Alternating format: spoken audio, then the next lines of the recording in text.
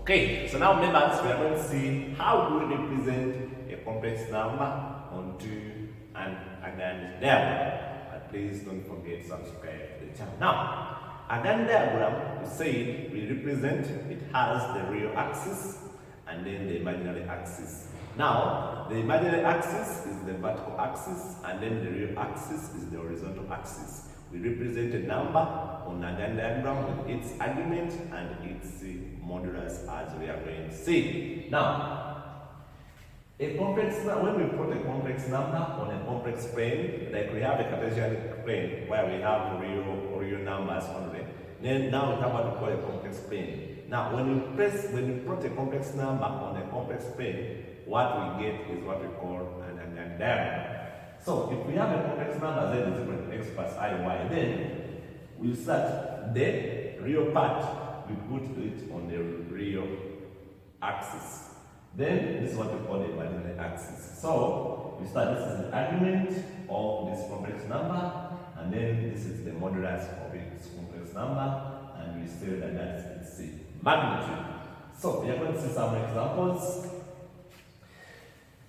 Represent the following on an Argand diagram. They give you Z1, there Z3, Z2, and Z4. Say, represent it using its modulus and the argument. So from there, we'll see that when I put this on a card, I need its modulus and I need its argument. So, its modulus, Z1 is going to be the square root of, we say 4 squared, we square the real, and then the imaginary, which will give us now 5 units. Then I also need its argument. We say you first start this one in the first quadrant. If it's in the first quadrant, now it's going to be just tan inverse of the imaginary over the real. Now our imaginary here is that it's 3 over the real is 4. And the answer here is 36.87 degrees. So now this one is done. Then when I come to Z2, my Z2, I get its modulus, which will be square root of now -1, then plus root 3 squared, which will give me 2 units. When I come down to its argument of Z2 will be, you say the first step, so this one is negative and this one is positive, meaning that one is falling in the second quadrant.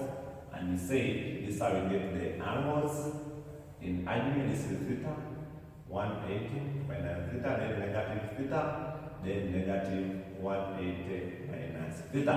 We say it's always doesn't exceed 180 and doesn't go below negative 180. So this one is here. We shall get now 180 minus, we said after identifying the quadrant, now we know what the signs. Now tan inverse of the imaginary root 3 over the real, which is 1. This will give you 180 minus, I think this one is going to give you 60 degrees, which will be 120 degrees. Then when it comes to Z3, you start my Z3 is here, you see, it's positive and then negative. You see, it's positive and negative. It's in the fourth quadrant. Its modulus is going to be 1 squared, then plus, it's that here, the imaginary part is that, which will be root 2 units. Then the argument of this Z3, you see that it's in the fourth quadrant. Positive, negative, the imaginary is negative. So the angle here is negative of the acute. When we are getting the acute, we say we ignore the signs. So tan inverse of 1 over 1, which would be negative 45 degrees. So when I come now to Z4, my modulus of Z4 will be square root of negative 3 squared and plus negative 3 root 3 squared. This will give me 9 plus, when I square this I get 9 times 3, 9 times 3, that's 27. So 27 plus this, you see that we are having 27 times that. I get 36, and here I have 6 units. I have 6 units, then I come and I get my argument there. My argument of Z4, which will be, now you check, if it's negative, negative. If it's negative here, the real is negative and the value is negative, it's in the third quadrant. So you get negative 180 minus the acute. Acute is always in the first quadrant, so you know what the sign is. Then tan inverse of the imaginary, which is through root 3 over 3. And this will give you now negative 180.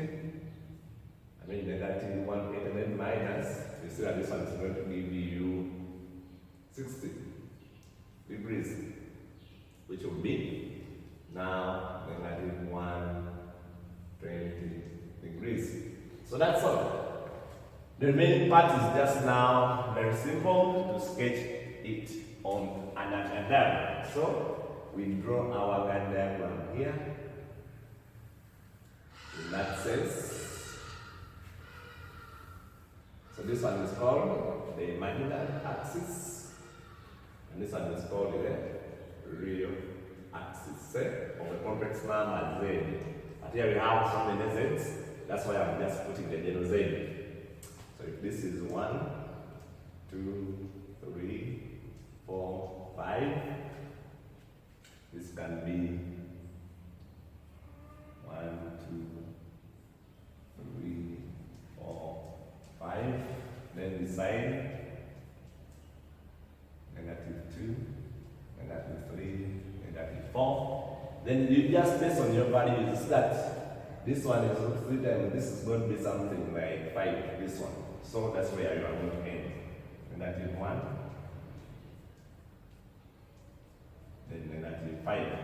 So now to plot, if I come to Z1, it's 4, 3. You see here is my 4, the real part, then fill the imaginary. So this is going to be there, then my 4 there. Where they meet is where my complex number is going to go from the origin.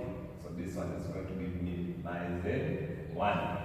You use a ruler, you say, you put here its modulus was 5, and here you put its argument was 36.87 degrees. When I come now to Z2, you see Z2 it's -1, -1 root 3, -1 root 3. Root 3 is somewhere here, it doesn't go beyond 2. So then I put this as, then this here, -1. I think you see where they are meeting there. I put now my arrow. So its modulus was 2, so the modulus here was 2. Now its argument was from here up to here, which is 120 degrees. Then I come to Z3, it was 1, -1, 1, -1, it was here. So put it, I was put it like that. They are meeting there. Then they are meeting there. Put an arrow. Then that one, you show this was 45 degrees. So this was 45 degrees. Then its argument was its modulus was root 2. Then when I come to the last one, -3 is here. Then this is -3 point, which is something below here. So now I plot mine like that. And then it's below here. Then you plot it there. Then you draw from here up where those two are meeting. Its modulus was 6 units. Then its argument is shown that from here up here you have 120 degrees. So members, that's how we represent a complex number in a Argand diagram. So I wish you the best.